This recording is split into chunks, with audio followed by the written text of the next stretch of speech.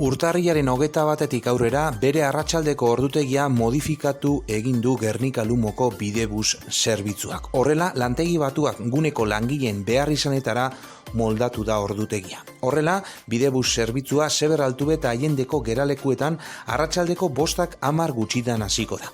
Hau da, ohiko ordutegia baino 5 minutu beranduago.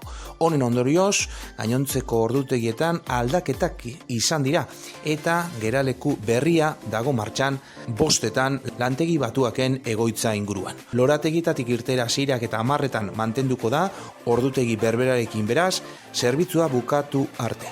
Hiri-mailako garraioa hobetu nahi du honela Gernika Lumoko udalak eta jende gehiagorengana heltzeko helburua da nagusi.